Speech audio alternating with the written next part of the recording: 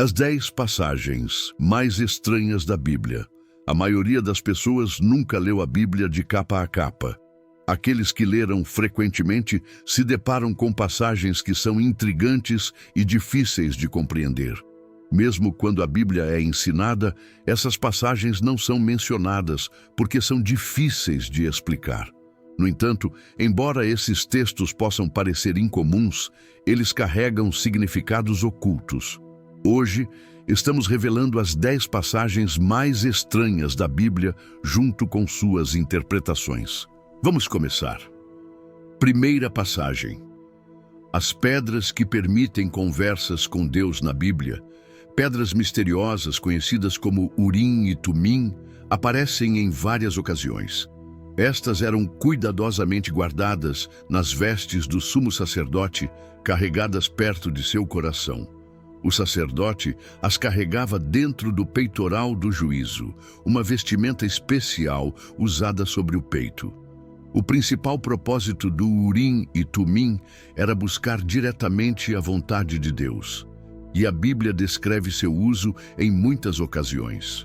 No livro de Samuel, Davi estava fugindo do rei Saul, que o perseguia com a intenção de matá-lo. Enquanto Davi estava no deserto, ele soube que os filisteus estavam atacando a cidade de Keila e saqueando suas eiras. Diante desta situação urgente, Davi sentiu a necessidade de agir, mas também buscou orientação de Deus. Davi chamou Abiatar, o sacerdote, que carregava o éfode, a vestimenta sagrada contendo o Urim e Tumim. Quando Davi soube que Saul estava tramando contra ele, disse ao sacerdote Abiatar: "Traze o éfode." Davi, então, fez perguntas muito específicas a Deus através deste método. Primeiro, ele perguntou: "Devo ir e atacar estes filisteus?" E o Senhor respondeu a Davi: "Vai, ataca os filisteus e resgata Keila."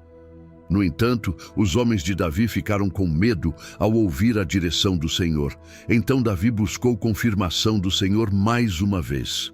Depois que Deus o tranquilizou sobre sua ajuda, Davi e seus homens avançaram para Keila, lutaram contra os filisteus e resgataram seus habitantes. Mas a consulta não terminou aí. Mais tarde, quando Saul estava tramando ir a Keila para capturar Davi, Davi novamente recorreu ao Urim e Tumim. Davi perguntou: "Saul descerá a Keila como teu servo ouviu?" E o Senhor respondeu: "Sim, ele descerá." Então Davi perguntou mais: "O povo de Keila me entregará a mim e aos meus homens nas mãos de Saul?" E o Senhor respondeu: "Eles te entregarão."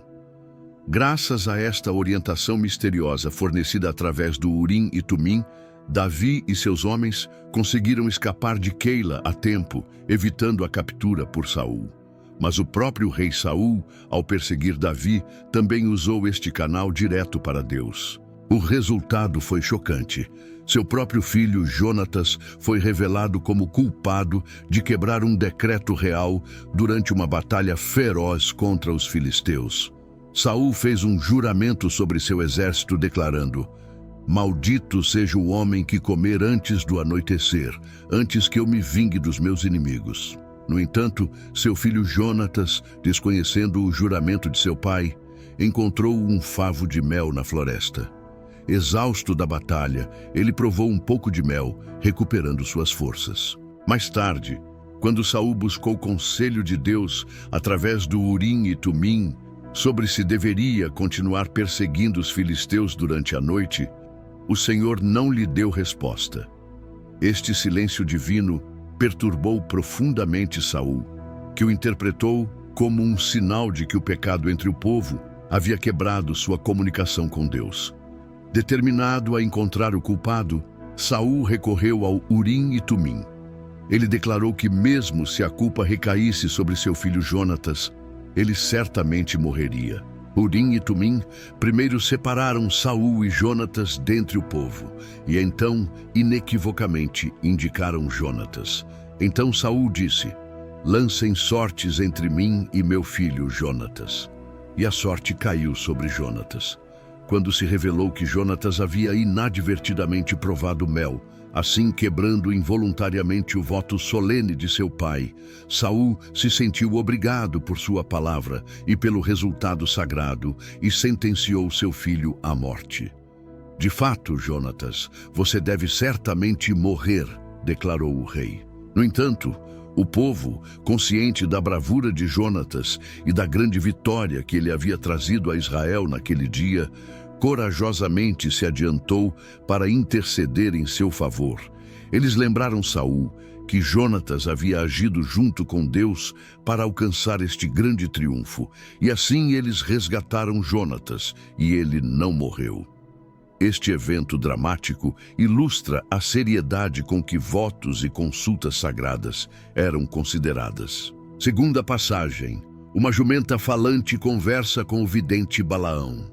O profeta Balaão havia sido convocado pelo rei de Moabe para amaldiçoar a nação de Israel, que havia acampado perto de suas fronteiras. Enquanto Balaão viajava, montando sua jumenta, acompanhado de 2 servos, um anjo do Senhor apareceu no caminho à frente, com a espada desembainhada, invisível aos olhos do profeta, mas claramente visto pela jumenta. A primeira vez que a jumenta viu o anjo, ela se desviou da estrada para um campo. Sem entender por quê, Balaão golpeou o animal para direcioná-la de volta ao caminho. Logo depois, o anjo ficou em uma trilha estreita correndo entre 2 vinhas com paredes de cada lado. Ao ver o anjo novamente, a jumenta se pressionou contra uma parede, esmagando o pé de Balaão. Furioso, o profeta a golpeou mais uma vez. Uma terceira vez, o anjo se posicionou em um local ainda mais estreito, não deixando nenhuma passagem. Vendo-o, a jumenta simplesmente se deitou debaixo de Balaão. Com raiva, o temperamento do profeta ferveu, e ele golpeou o animal mais forte do que antes com seu cajado. Naquele exato momento, algo extraordinário aconteceu. O Senhor abriu a boca da jumenta e ela disse a Balaão: "O que te fiz para me bateres estas 3 vezes?" Em sua raiva, Balaão até começou a responder ao animal. Mas naquele momento, o Senhor permitiu que Balaão visse o anjo. Então o Senhor abriu os olhos de Balaão, e ele viu o anjo do Senhor parado no caminho com sua espada desembainhada. Imediatamente Balaão se curvou e caiu com o rosto no chão. Balaão se ajoelhou e colocou seu rosto no chão.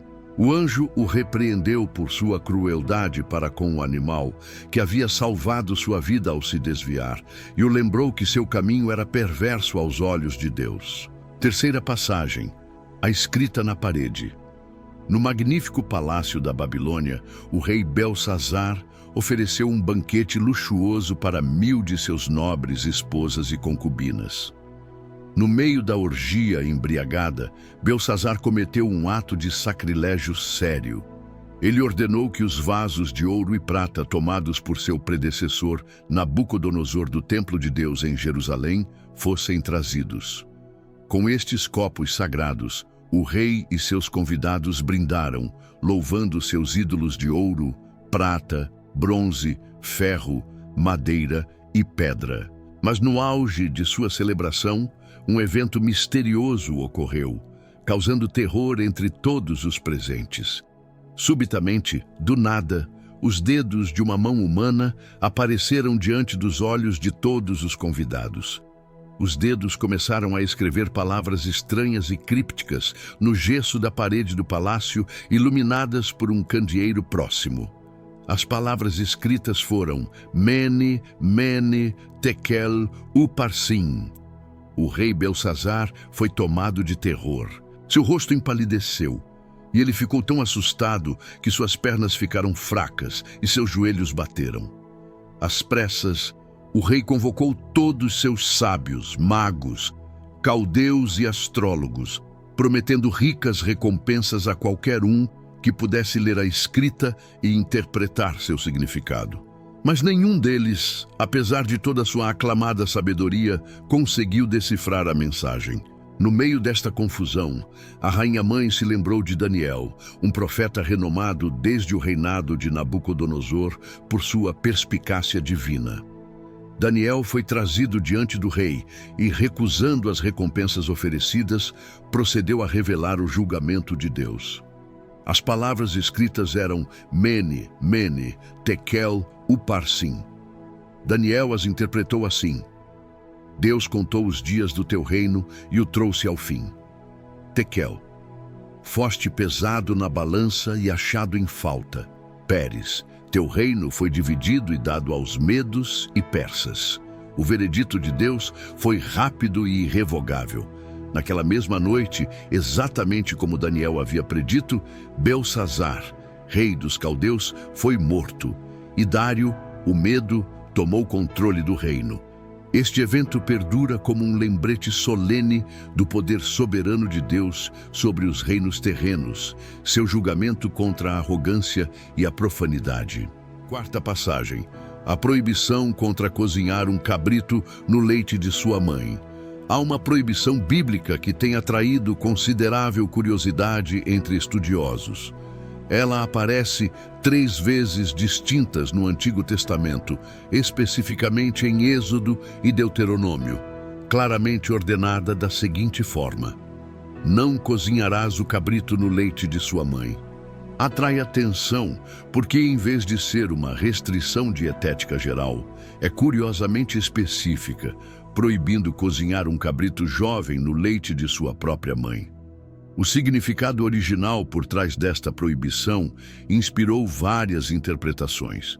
Alguns estudiosos bíblicos sugerem que provavelmente pretendia contrariar rituais pagãos, que possivelmente envolviam tais tipos de cozimento para cerimônias supersticiosas ou relacionadas à fertilidade. Outros estudiosos acreditam que a lei visava cultivar compaixão e respeito pela ordem natural e o vínculo parental entre mãe e descendência, proibindo uma prática que pareceria insensível ou cruel, usando o próprio alimento destinado a sustentar a vida para ferver a própria cria.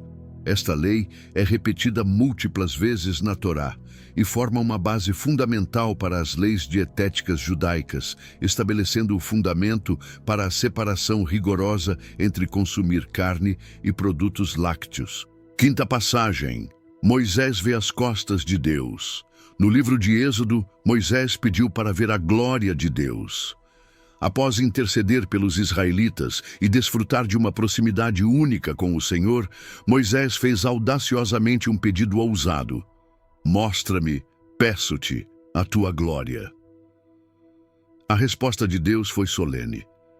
Ele informou Moisés que passaria diante dele para que pudesse perceber sua presença. Não poderás ver a minha face, porque homem nenhum verá a minha face e viverá. Contudo, em um ato extraordinário de graça para com seu servo, Deus concedeu a Moisés uma experiência sem paralelo. Ele permitiu que Moisés contemplasse suas costas. Para realizar isso, Deus o instruiu a ficar sobre uma rocha e explicou: quando a minha glória passar, eu te porei numa fenda da penha e te cobrirei com a minha mão até que eu haja passado. Depois, apartarei a minha mão e verás as minhas costas, mas a minha face não se verá. Assim, protegido pela mão divina na fenda da rocha, Moisés testemunhou uma manifestação velada da presença de Deus, descrita figurativamente como suas costas. Uma vez que sua glória plena havia passado, esta representação antropomórfica de Deus inspirou reflexão profunda. O que exatamente Moisés viu? O texto não fornece detalhes explícitos, deixando a natureza exata desta visão como um mistério profundo. A interpretação predominante desta passagem é que nenhum humano pode contemplar a face de Deus e sobreviver devido à intensidade esmagadora de sua majestade. No entanto, o Pai graciosamente forneceu a Moisés um meio de vislumbrar uma medida de sua glória sem ser consumido. Sexta passagem: Jesus escreve na areia e contradiz o Antigo Testamento. O Antigo Testamento delineia punições severas para certos pecados em seu esforço para estabelecer uma sociedade ordenada sob a aliança com Deus. Entre essas punições, o apedrejamento, colocar alguém para morrer pelo lançamento de pedras da comunidade, se destacava como a penalidade máxima, reservada para ofensas consideradas especialmente graves. Crimes como blasfêmia, idolatria, feitiçaria ou pecados sexuais como adultério poderiam desencadear esta sentença. A intenção era purgar o mal do meio do povo e manter a santidade da aliança. Um exemplo claro desta prática é relatado no livro de Números. Enquanto os israelitas vagavam no deserto, um homem foi encontrado colhendo lenha no sábado, uma tarefa proibida pela lei. Trouxeram o homem diante de Moisés. Depois que Moisés consultou o Senhor sobre o que deveria ser feito, a instrução divina veio clara. O homem foi ordenado a ser apedrejado até a morte por toda a comunidade fora do acampamento. E assim foi feito, cumprindo fielmente o comando do Senhor. Esta história ilustra a seriedade com que a obediência à lei de Deus era mantida naqueles dias. No entanto, quando chegamos ao Novo Testamento, encontramos um episódio transformador envolvendo Jesus que muda o entendimento desta punição. No Evangelho de João, encontramos a história de como os escribas e fariseus trouxeram diante de Jesus uma mulher apanhada no próprio ato de adultério. Eles a colocaram no meio da multidão, citando a lei de Moisés, que ordenava que tais mulheres fossem apedrejadas, e perguntaram a Jesus o que ele acreditava que deveria ser feito. Em vez de responder imediatamente, Jesus calmamente se abaixou e escreveu com o dedo na poeira como se não os tivesse ouvido. Quando eles o pressionaram mais, ele se levantou e proferiu palavras que ainda ecoam hoje como um ditado proverbial. Aquele que dentre vós está sem pecado, seja o primeiro que atire pedra contra ela. Então, mais uma vez, ele se abaixou, continuando a escrever na terra. Envergonhados, seus acusadores começaram a se retirar um por um, começando pelos mais velhos até os mais jovens, até que finalmente apenas Jesus e a mulher restaram de pé. Jesus se endireitou e, não vendo ninguém além da mulher, perguntou-lhe: Mulher, onde estão aqueles teus acusadores? Ninguém te condenou? Ninguém, Senhor, disse ela. Nem eu também te condeno, declarou Jesus. Vai-te e não peques mais. Com este ato, Jesus abertamente desafiou os ensinamentos do Antigo Testamento. Ele introduziu um princípio radical de compaixão, oferecendo à mulher uma chance de se arrepender e começar uma nova vida, em vez de sujeitá-la à condenação conforme ditado pela lei. Sétima passagem. Jesus amaldiçoa e seca uma figueira. O Evangelho de Marcos nos apresenta um episódio incomum envolvendo Jesus, a maldição da figueira. Este incidente ocorreu durante os dias que antecederam sua paixão. Quando Jesus e seus discípulos, a história relata que Jesus estava com fome, vendo à distância uma figueira frondosa coberta de folhas, que poderia sugerir frutos precoces. Ele se aproximou para ver se poderia encontrar algo ali. No entanto, quando chegou, encontrou apenas folhas. Diante de sua esterilidade, Jesus falou palavras severas e diretas à árvore. Nunca mais coma alguém fruto de ti.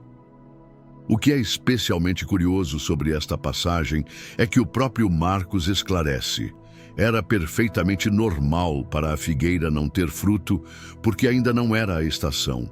Mas quando a alcançou, não encontrou nada além de folhas, pois não era a época dos figos. Seus discípulos ouviram esta declaração. Na manhã seguinte, quando passaram novamente, o evento é descrito como imediato. Segundo o relato de Mateus, os discípulos ficaram atônitos ao ver a figueira seca desde as raízes. A ação de Jesus de amaldiçoar esta árvore porque não tinha frutos, particularmente quando o próprio Evangelho afirma claramente que ainda não era a época dos figos, confundiu muitos leitores e levou a várias interpretações. Claramente, este evento não foi um mero surto por causa da fome. Pelo contrário, foi um ato simbólico cheio de significado mais profundo. Estudiosos e teólogos frequentemente enfatizam como, no Antigo Testamento, a figueira frequentemente representava a nação de Israel. Assim, uma figueira cheia de folhagem abundante, prometendo frutos, mas não entregando nenhum, é entendida como representando a condição espiritual de muito de Israel na época de Jesus, particularmente sua liderança religiosa. Havia uma aparência externa de piedade e fé, mas o fruto espiritual genuíno frequentemente estava faltando. A chegada de Jesus em Jerusalém e sua lamentação sobre a condição espiritual da cidade ocorreram durante este mesmo período, enfatizando a noção de julgamento divino sobre a esterilidade espiritual.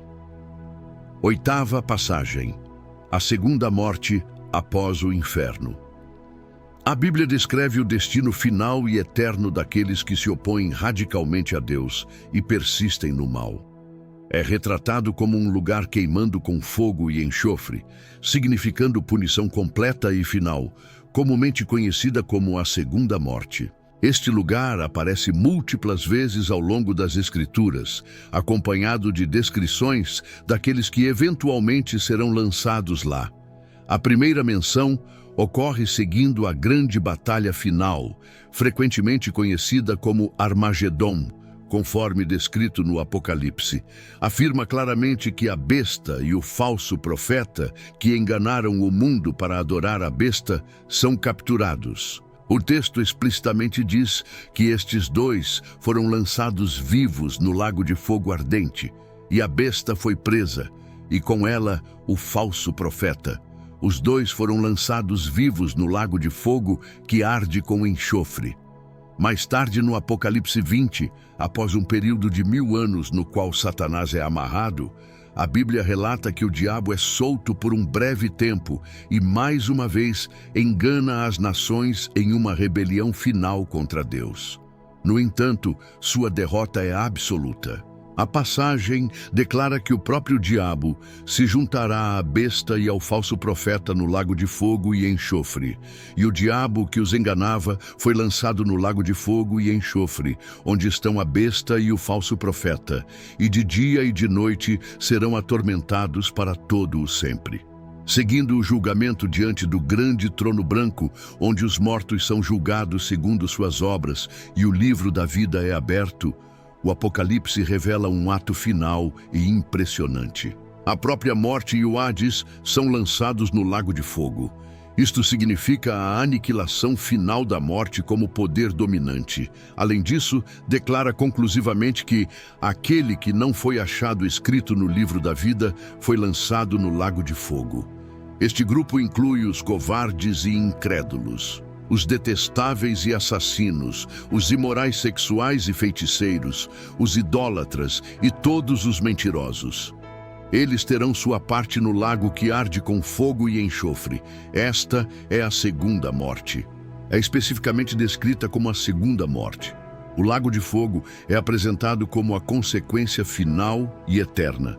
Nona passagem: o ser misterioso. Melquisedeque, a Bíblia, descreve um ser que não tem pai nem mãe, nem genealogia, nem princípio, nem fim. Embora aparentemente impossível, esta figura misteriosa emerge subitamente, abençoa Abraão e desaparece. Melquisedeque é uma figura que aparece brevemente no livro de Gênesis, mas cuja importância é profunda, particularmente destacada na carta aos Hebreus.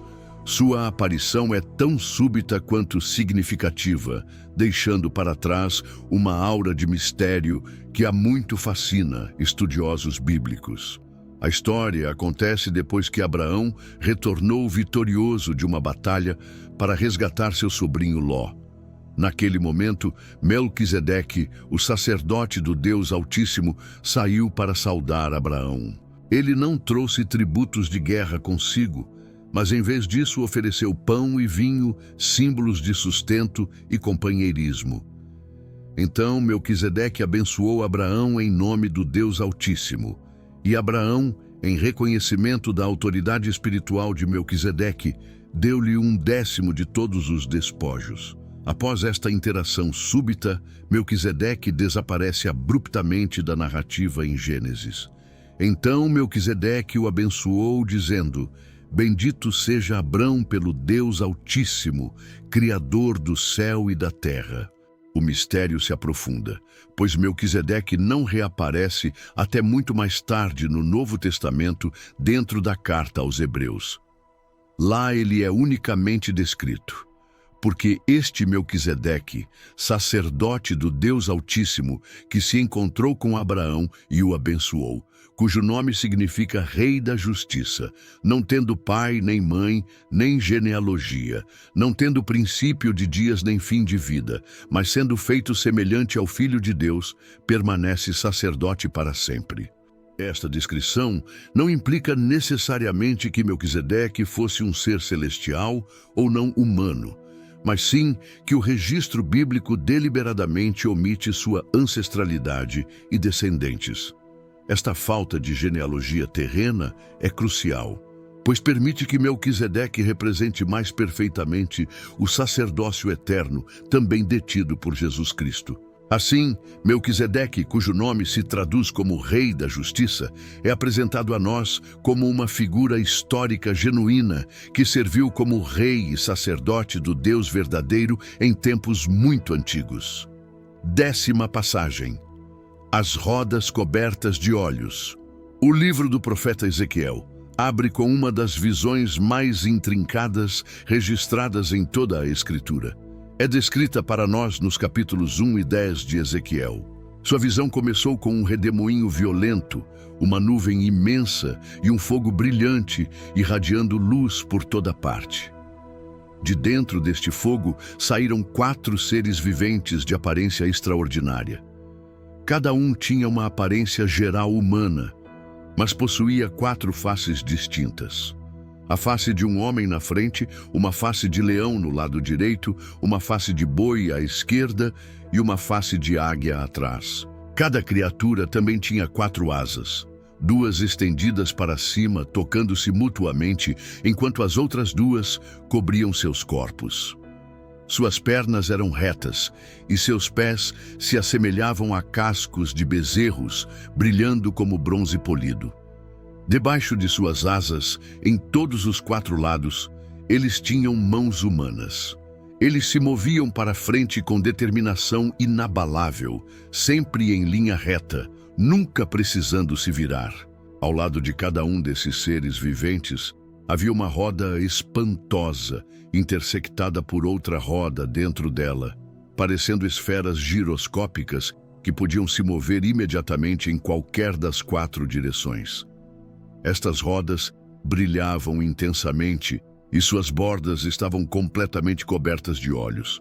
Esta foi, nas palavras do profeta, a visão da semelhança da glória do Senhor. Esta visão, com suas imagens intrincadas de seres angelicais, rodas que tudo veem e glória divina indescritível, intrigou e mistificou intérpretes por séculos, pois simboliza a onisciência de Deus e mobilidade transcendente. 11ª passagem. As criaturas Leviatã, Beemote e Rem. A Bíblia apresenta um bestiário fascinante de criaturas, algumas majestosas e assustadoras, outras simbólicas e misteriosas. Estes seres às vezes destacam o poder criativo de Deus, ou em certos casos, representam as forças do caos e desolação. Leviatã. No livro de Jó 41, o próprio Deus descreve Leviatã. É retratado como uma criatura marinha colossal, coberta com escamas impenetráveis, firmemente unidas como escudos, e de suas narinas sai fumaça. Nenhuma arma humana pode subjugá-lo. Seu coração é firme como uma mó, e sua passagem pelo mar deixa para trás uma trilha luminosa. Os salmos também o mencionam como uma criatura com quem Deus brinca nas vastas águas. O profeta Isaías também fala dele, dizendo: Naquele dia o Senhor castigará com a sua espada dura, grande e forte o Leviatã, serpente veloz, e o Leviatã, serpente tortuosa, e matará o dragão que está no mar. Leviatã incorpora a força bruta e primordial da criação e o domínio imensurável de Deus sobre as forças do caos. Behemote. Logo antes de descrever Leviatã em Jó 40, Deus apresenta Behemote. Eis agora, Behemote, diz o Senhor, que eu fiz contigo. Ele come erva como o boi. Behemote é retratado com tremenda força em seus lombos e músculos poderosos em seu ventre, balançando sua cauda como um cedro. Seus ossos são como barras de bronze e seus membros como hastes de ferro. Embora alguns tenham tentado identificar Behemote com animais familiares, como o hipopótamo ou o elefante, o retrato bíblico lhe concede qualidades muito superiores a essas criaturas, apresentando-o como uma obra-prima extraordinária do poder criativo de Deus na Terra, uma criatura majestosa que apenas seu Criador pode domar. O Rem é mencionado ao longo de várias passagens do Antigo Testamento, como em Números, Jó e os Salmos. O Rem simboliza um animal de imensa força e poder feroz. Algumas traduções mais antigas, incluindo a versão King James, o traduziram como unicórnio, gerando abundante curiosidade. No entanto, a erudição moderna sugere fortemente que o Rem, na verdade, se refere a um boi selvagem agora extinto, conhecido por seu tamanho imenso e força. A Bíblia usa esta criatura para ilustrar o poder poderoso de Deus e sua capacidade única de subjugar as forças da natureza. Em Jó 39, Deus pergunta retoricamente: porventura quererá o boi selvagem servir-te? Ou ficará junto à tua manjedoura? Ou amarrarás o boi selvagem ao sulco com cordas? Encerramento. Se essas passagens te intrigaram, prepare-se, porque o que você acabou de ver é apenas uma introdução a mistérios ainda mais profundos escondidos na Bíblia. Até mesmo uma simples lista de nomes bíblicos esconde uma mensagem codificada divina, uma frase de significado profundo. Essas passagens que exploramos hoje, desde as pedras misteriosas que permitiam conversas diretas com Deus, até as criaturas impossíveis de Ezequiel com suas rodas cobertas de olhos, nos mostram que a Bíblia contém camadas de significado que vão muito além do que vemos na superfície. Cada uma dessas histórias estranhas carrega lições profundas sobre a natureza de Deus, sobre julgamento e misericórdia, sobre o visível e o invisível, sobre o temporal e o eterno. Elas nos lembram que Deus opera de maneiras que frequentemente desafiam nossa compreensão humana limitada. A jumenta falante nos ensina sobre a capacidade de Deus de usar qualquer criatura para transmitir sua mensagem. A escrita na parede nos mostra que Deus vê e julga a arrogância dos poderosos. A figueira seca nos revela a importância do fruto espiritual genuíno, não apenas da aparência externa de religiosidade. Essas passagens também nos mostram a continuidade e a transformação na revelação de Deus, como Jesus trouxe uma nova dimensão de misericórdia e graça, sem contradizer, mas cumprindo e aprofundando os ensinamentos anteriores. Se você ficou fascinado por esses mistérios bíblicos, há muito mais para descobrir. A palavra de Deus é um tesouro inesgotável de sabedoria, profecia e revelação divina. Continue explorando, continue questionando e continue buscando o significado mais profundo por trás dessas passagens extraordinárias. Lembre-se, o que pode parecer estranho ou incompreensível à primeira vista, muitas vezes revela as verdades mais profundas quando examinado com cuidado e oração. Que essas passagens o inspirem a mergulhar ainda mais fundo nos mistérios da fé e na riqueza infinita da Palavra de Deus. Se este conteúdo abriu seus olhos para os mistérios ocultos da Bíblia, não deixe de se inscrever no canal e ativar o sininho para não perder nenhum dos próximos vídeos, onde continuaremos explorando os segredos mais profundos das Escrituras. Compartilhe este vídeo com alguém que também tem sede de conhecer mais sobre os mistérios bíblicos e nos comentários conte qual dessas passagens mais te impressionou e por quê. Até o próximo vídeo. Que Deus os abençoe.